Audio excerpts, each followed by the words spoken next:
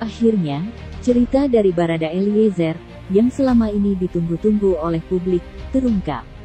Tanpa rasa ragu dan takut, percakapan detail saat Richard Eliezer, saat diminta Ferdy Sambo dan Putri Chandrawati diceritakan Richard, saat memberi kesaksian di persidangan. Yang mengagetkan, ternyata Putri Chandrawati juga berperan dalam pemusnahan CCTV dan juga menyiapkan sarung tangan Ferdy Sambo.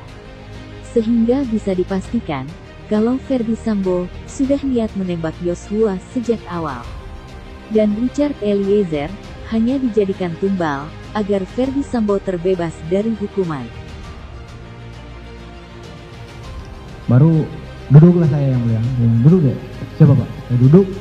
Baru Bapak duduk di sofa yang panjang itu yang mulia, tapi di pojok sebelah kanan. Ya. Saya ingat saudara almarhum masih di bawah ya? Masih di bawah tadi ngobrol di bawah. Baru dia Bapak Efes ini bilang ke saya, kamu tahu nggak ada kejadian apa di Magelang? Saya bilang, siap, saya tidak tahu Bapak. Nah itu nggak lama kemudian Ibu PC datang duduk juga di samping Pak Efes di sofa panjang itu.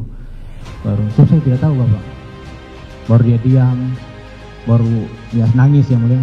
Baru dia bilang, Joshua sudah melecehkan ibu di Magelang. Itu dengar itu saya kaget yang mulia. Kaget, takut juga yang mulia, karena posisinya kami yang ajudan yang ada di Magelang kan pada saat itu. Baru Joshua sudah melecehkan ibu di Magelang. Saya diam, maksudnya dalam hati saya, ini betul kah? Tidak kah? Baru dia bilang, kurang ngajar anak ini, memang kurang ngajar anak itu. Dia sudah nggak menghargai saya dia itu.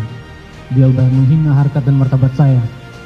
Itu dia bicara sambil emosi, sambil nangis, mukanya merah. Baru dia bilang, baru dia bilang, dia jadi habis setiap pembicaraan dia mulia, dia habis berbicara dia ada diam, sesi diamnya untuk nangis begitu yang mulia. Jadi baru dia bilang, dia lihat ke saya baru dia bilang, memang harus dikasih mati anak itu. Dia bilang begitu ke saya yang mulia. Baru saya diam kan yang mulia, saya kaget juga yang mulia. Baru dia dekat begini, nanti kau yang tembak Yosua ya, karena kalau kamu yang tembak Yosua, saya yang akan jaga kamu. Tapi kalau saya yang tembak, tidak ada yang jaga kita. Dia bilang. Baru dia masih dengan posisi begini yang mulia.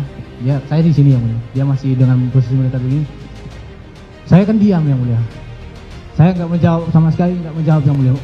Kayak masih antara takut, masih kayak ini nyata kah yang dia sampaikan ini?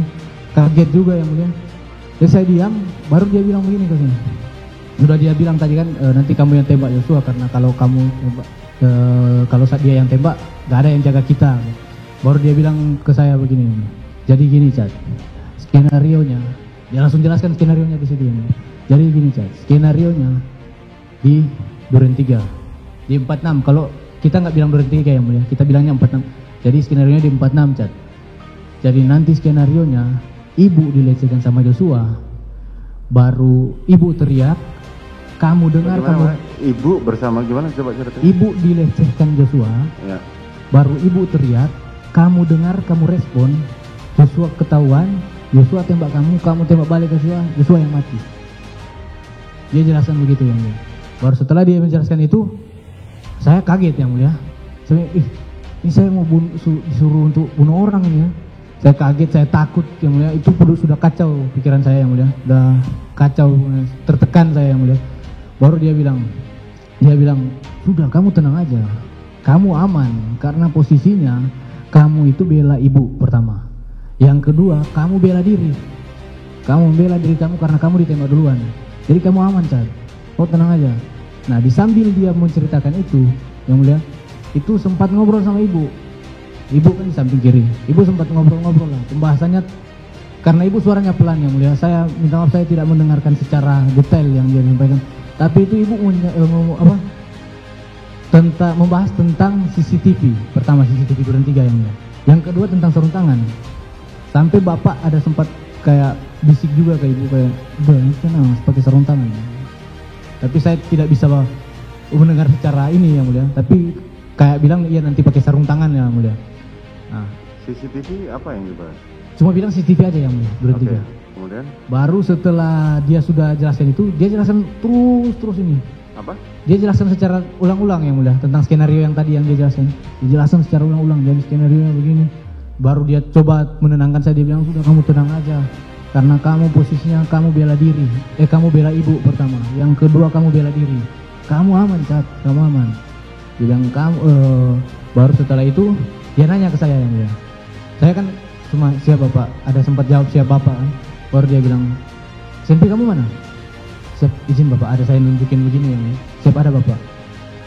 Baru dia ambil pokoknya dari sebelah sisi kanannya dia lah. Saya tidak lihat dia taruh di sini atau dari tangan, dia langsung kasih, "Kau tambah amunisi ini."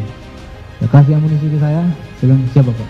Saya ambil sempi saya, buka magasin, saya nambahin amunisi saya yang mulia. Saya habis selesai saya nambah, saya masukin lagi, saya simpan, baru saya kembalikan lagi amunisinya ke dia. Baru dia bilang begini ke saya, "Senjatanya Joshua mana?" "Siap." Karena seingat saya tadi senjata Joshua itu disimpan Ricky di mobil waktu di Magelang. Saya bilang, "Siap Bapak, ada di mobil Lexus Bapak." "Oh, ada di mobil Lexus. Nanti kau turun ke bawah, kau ambil, kau bawa naik lagi ke sini." "Siap, baik Bapak." Saya lihat karena sudah nggak ada obrolan lagi, saya langsung izin Bapak, saya berdiri. Baru saat saya berdiri, dia langsung bilang, "Woi, Cat, kalau ada yang nanya, bilang aja mau isolasi." "Siap, baik Bapak." Saya turunlah lewat lift yang mulia. Kini, pembunuhan berencana yang dilakukan Ferdy Sambo dan Putri Chandrawati sudah tak bisa terelakkan lagi. Apa yang diceritakan oleh Barada Eliezer membuat semua terkejut, karena terlihat dengan jelas betapa liciknya Ferdy Sambo menekan Barada Eliezer dan telah memastikan segala hal telah siap, bahkan terkait CCTV dan sarung tangan. Tak ada satupun alasan yang bisa membenarkan apa yang telah dilakukan Ferdy Sambo. Otak seperti itu tak pantas menjadi seorang jenderal. Brigadir J yang telah bekerja dengan tulus demi mengumpulkan pundi-pundi rupiah untuk mencari mahar kekasihnya dan membahagiakan orang tua di Jambi, harus pupus dan musnah hanya karena kekejian dari atasannya sendiri. Semua fitnah kepada Brigadir J juga terbantahkan, di mana telah diberitakan sebelumnya hasil otopsi Brigadir J yang negatif alkohol mematahkan tuduhan dari Ferdy Sambo yang memfitnah Brigadir J sering mabuk di klub malam. Hingga kini, tak ada rasa bersalah sedikit pun dari Ferdy Sambo dan Putri Chandrawati. Mereka masih saja membangun skenario-skenario baru untuk menutupi skenario yang kemarin telah hancur. Semua bukti sudah terpampang nyata. Namun, kelicikan Ferdy Sambo dan Putri Chandrawati yang tak ada kapoknya membuat masalah ini semakin panjang dan tak kunjung selesai.